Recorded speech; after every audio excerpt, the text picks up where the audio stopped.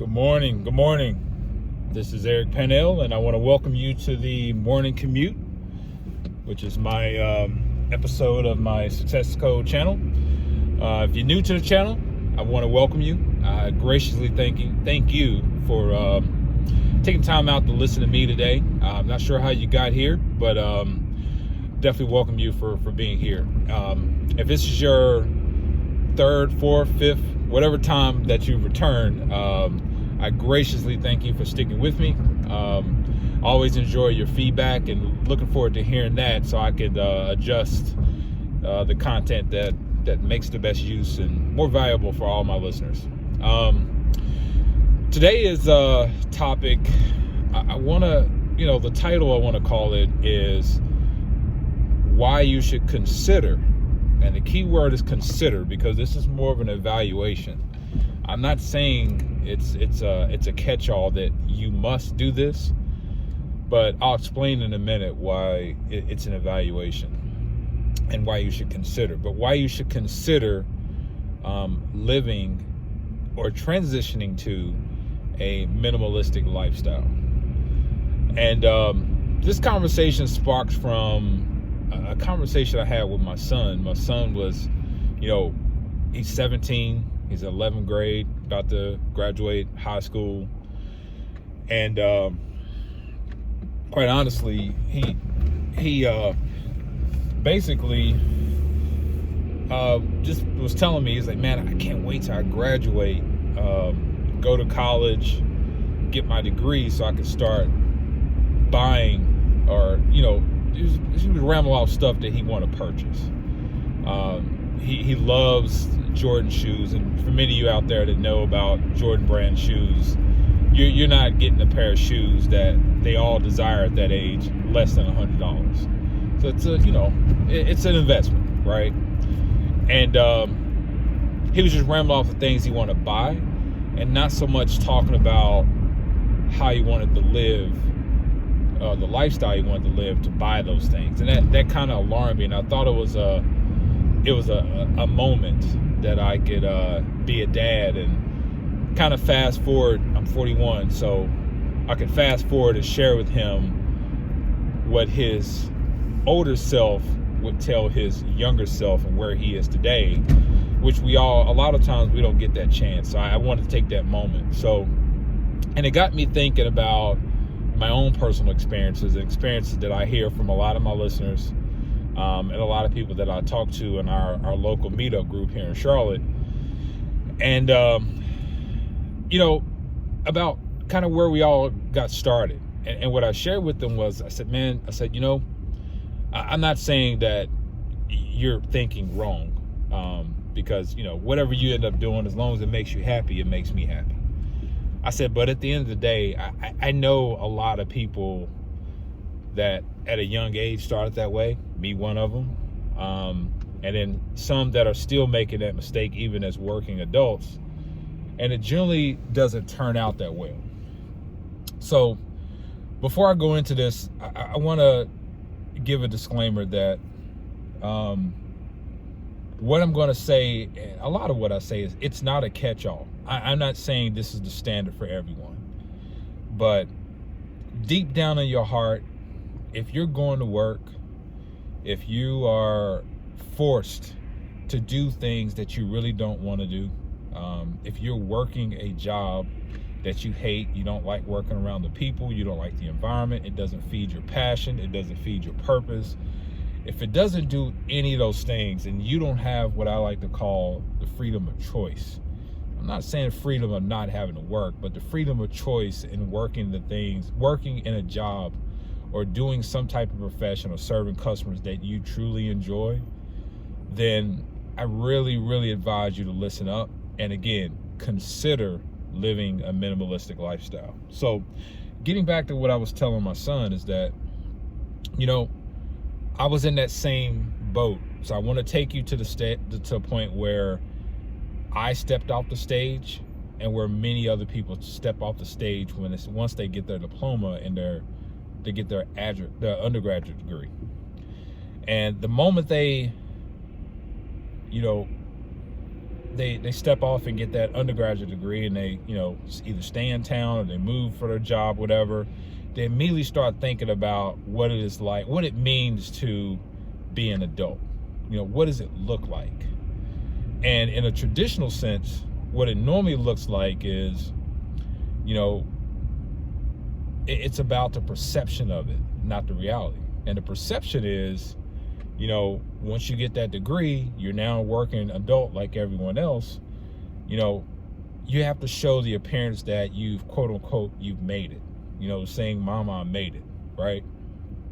And so that means we start out, and what I'm going to name, when we'll start naming these steps, don't think of them in so much in exact order. Think about in the order in which you did it, but think about it just in general of these are the normal steps that people take once they graduate and they start becoming, quote unquote, a working adult. So you get out in the working world. You know, some people start out living in apartments, but even if you get an apartment, in the back of your mind, you start thinking about, man, you know, I gotta get the big house. I mean, you could be a single person, but still yet you have to get a 3,000 square foot house, 3,500 square foot house. You got to get the biggest house, because then you start thinking about, man, when I have people over, come watch the Super Bowl, house parties, get-togethers, you start thinking about those things that, man, when people, just think about that feeling when people first walk through the door and they're walking through your hallway, they're like, man, Eric really made it. So that's all about the house, right? Then you got to get a car, right? It's not just any car. You got to get the Tesla, or you got to get a Porsche, or you got to get a Mercedes or a BMW, because you can't do that, because you can't just get a regular car, because if you do that, then it doesn't show people that you've made it, that you're on this path, or that you made it, right? Because everything is with the theme of that you made it. It's that perception that you've made it. So that feeling of when somebody gets in the car, you know, man, Eric's got a BMW. Like, man, you riding clean. You really doing it, man. I'm really proud of you. You made it. You know what I'm saying? I want to be like you. Those things, right? It feeds the ego. And so now we got the next stage, right? You know, you fall in love, you get married, you have kids. Now you got to pay for daycare. You got all these things, right? And we skip past the marriage and the kids, right? Now, don't forget the clothes. It's not just any clothes. You gotta have the Jordans, right? You gotta make sure you clean. You gotta make sure you have name brand clothes. So whatever you need to do, just like a drug addict, you're gonna make sure you get those name brand clothes. So it doesn't matter if you have the cash for it, or you're gonna use a credit card, or in some cases take out a loan, right? So now let's go back a little bit. You've graduated college, you transition into working adult, you have perceived the good job. Now you've got a mortgage. Now you've got a high car note, because you didn't buy just a regular car, you got a BMW or Mercedes, right? Now you've got a family, you've got daycare, you've got expenses that goes along with having a kid. Now you're sharing income. And then you've got your name brand clothes, not just any clothes. You've got name brand clothes, right? And those clothes, you probably, in some cases, you use a credit card. You know, I'll pay it back. It's just a swipe. But the goal is you've got the clothes, right? And now when you look back, the very perception that you had in your head, what it means to make it, you start to look back and you're like, man, I really built a mental jail for myself. Because now you're paying for perception and not for reality of what it means just to live. And if there's any question, you know, I get this question from, you know, I have a business coach, someone that really invests their time in me to make sure mentally and spiritually and, you know, for my career that I'm doing the right things. And that's the one question that was asked to me was, you know, what's the one question your older self would ask your younger self? And I would say for me, it's, I wanted to, how would you do it over? How would you, what would you do differently? And, my answer to that is, I would take this, take this approach to living a minimalistic lifestyle, because I was the very person that I just explained, because coming up in high school, I was an extreme introvert, so I wasn't popular. I wasn't the person that was the life of the party, life of the crowd. I played basketball, but that was when a whole different life for me, because I'm playing basketball. But once I left basketball and I walked those halls, I wasn't a popular kid. And what I used to compensate for that as an adult was I wanted to show people that I made it. And that led me to a life of being mentally trapped. And when I say mentally trapped, I want you to think about where you are today, is that if you're faced with all those things I just mentioned, a high car note, a house payment, you've got kids to take care of, and you have to go to work or a job that you really don't like, and you would love the opportunity to, or the choice, I should say, to actually do something you really enjoy doing, but for two reasons you don't. One is you fear that you would drop the perception of what other people would say about you, right? You can't do that, because then people are like, man, Eric's falling off. You know what I mean? And then the second part of that is you have to do it, because how would you survive? Because now the bills don't stop. Once you built those up, they don't stop. And there's a couple things I didn't mention in that, is that a lot of people are battling with not only just the debt of car notes, houses, credit cards, loans, but student loans, right?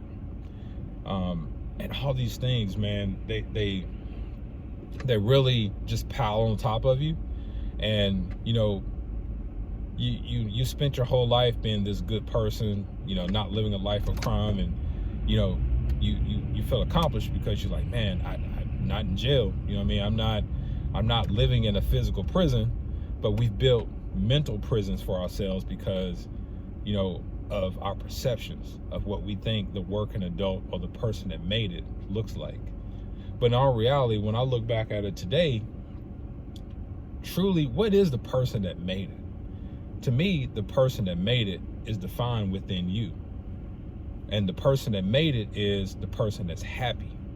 You're happy with your career. You wake up every day comfortable, not with you're not dealing with a lot of stress and those type of things, with having to go to work, having to focus on all this debt and all the things that you got to deal with. It's important, man, that you take that approach and really strongly consider that you consider your ability to focus on your happiness and give yourself choice. And just because you are where you are today when it comes to having to do these things, it doesn't mean that it's over. It doesn't mean that you're going to die that way. What it means is you're going to have to make some hard decisions. You're going to have to make some decisions that it's going to go against your view of what the working adult is, the person that made it is. And in some cases, you may have to change the way other people look at you and in their perception of that you're this person that made it. Because there's a lot of people, man, you can scroll up and down these social media walls. You're seeing vacations, you're seeing the nice house, you're seeing cars, you're always in nice clothes, they're always in the latest things. But at the end of the day, when they get off of social media and they go back to their normal lives, they're battling a lot of the things that I'm talking about. They're not happy. Their relationships are bad. Relationships with their kids are not good. They hate their jobs. They hate the things, but they're giving off the perception and they're living up to the ideal of what the working adult looks like and the person that made it. And I hope that, and I know this one a little bit long, but I hope deep within my heart that you reconsider and just do the evaluation of where you are today. You know, a lot of successful gurus out there are going to tell you that this is something that you must do, but I'm speaking to the soul. I don't want to just speak to your ears. I'm speaking to the soul of the person that's listening to this video right now that has had either the exact or similar or worse experience of what I'm talking about. And you feel that mental prison. Deep down inside, you know what I'm talking about. You feel it. And it's important that if you're feeling that today, use this video to as motivation to tell you and comfort, I've been there, man. I've been there. You know, it doesn't mean you have to give everything away, but I'm telling you, and I promise you, the more you start minimizing the things that you really don't need, even if it is a house, just downsizing, even if it is your car, your clothes, and other things that you need that you really don't need, just so that you can wake up and just be comfortable. Give yourself the choice you did when we were kids, when we woke up and we didn't have any bills. That's what you're fighting for. That's success. At least that's what it is for me. And I don't want to define it for you, but I at least want to open your eyes to the idea of what it should be or what it could be for you. So, as always, man, I really appreciate you guys for listening to this video. Hope you got value out of it. If you did, I would be so grateful if you left me some feedback, good, bad, or different. You're always going to hear me say that. I'll always invite you to subscribe. There's somewhere on this video, you're gonna be able to click a button to subscribe. You'll be the first to get notifications when I share more videos. Also, welcome you to come over to the Success Code community and join the community there. I've got some courses, free ebooks, blog posts, different content there that's all defined around success and designing the life that you deserve to live. You can come over there at Eric, that's E-R-I-C, Pannell, www.ericpannell.co, and that's the Success Code community. You can find more of my content there. I hope you guys have a great day. I'm always going to end this video by telling you, I believe in you. I know you can do it, and I'm here to support you, and I love you. Have a great day.